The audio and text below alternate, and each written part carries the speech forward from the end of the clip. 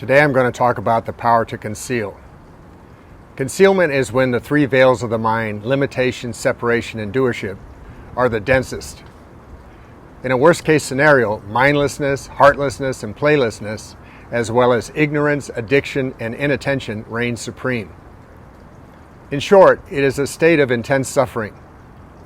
Emotions like anxiety, fear, anger, hate, sadness, loneliness, impatience, and jealousy are common.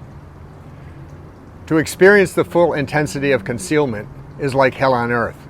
Fortunately, for most of us, we have a much milder version of it. So why is concealment considered a divine power? Well, try to imagine being all-powerful without the ability to conceal oneself or anything else for that matter. Obviously, a piece of the puzzle would be missing. Concealment can be a beneficial thing. From time to time, we conceal the truth from those we love because we don't want them to suffer.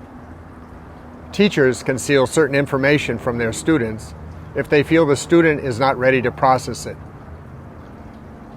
Many of us run around wearing different masks to help us better fit into the social environment we're facing in the moment. We fear that being authentic in every case might work to our detriment or to the detriment of those we care for. To some extent, the masks are a form of protection. People who, however, suffer from the power of concealment can feel stuck. But what we must remember is that concealment is only one dimension of 5 dimensions. All the other powers are operating but below the surface.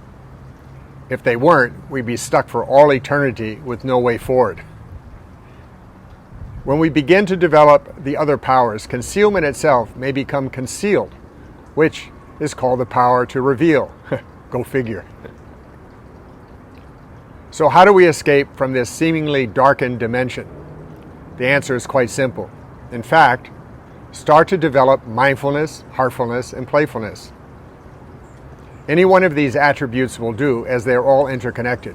One affects the others. The cool thing is that there are many activities and practices available to activate these attributes, including meditation, chanting, developing a sense of self-love, self-inquiry, curiosity about life, listening empathetically, selfless service, and so on. Training programs are rife on the internet. You can also develop a different perspective. For example, let's take playfulness. Have you ever watched a parent play peekaboo with an infant? How does the baby respond? Do they become fearful when mom's face is hidden? No. They usually wonder what happened to her face. When she reveals her face again, they laugh joyfully. Babies love this game. When life plays peekaboo with you, on the other hand, perhaps you begin to fret when things become uncertain or ambiguous, and then suddenly relieved when you find a way out. If you have managed to retain some measure of your original innocence when growing up, you too might laugh out loud at life's playfulness. In short, you don't need to take the game so seriously. Adults call it the ups and downs of life, a pretty sober assessment. I prefer to call it peekaboo, or on a grander scale, hide and seek. You may wonder where to get the motivation to dig yourself out of the pit of concealment. In fact, you don't have to worry about motivation. When suffering becomes intolerable, you will find a way to climb out because down deep, you realize the other 4 powers lie within you. In short, concealment is no longer beneficial and there's always an exit sign. Yes, that's right. We can get benefits from suffering, such as attracting other people's attention, playing the victim, telling ourselves that we are right, that nobody loves us, the world is an evil place, and God is only a fantasy. I've run into several highly intelligent people who faced an existential crisis and felt to their bones that life is meaningless. It drove them to depression. Often, I congratulated them on discovering a deep truth. They didn't expect that. Then I'd say, yes, life is totally meaningless, yet that is a wonderful thing. It means that through whatever choices you make, you can create whatever reality you want. The meaning lies in your choices, nothing else. So simply set your own course.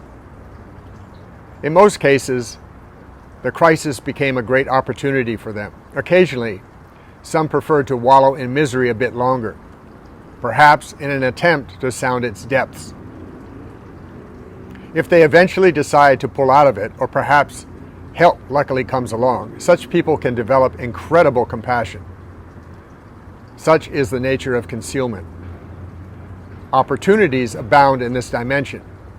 As soon as you recognize it, it is an incredible teacher.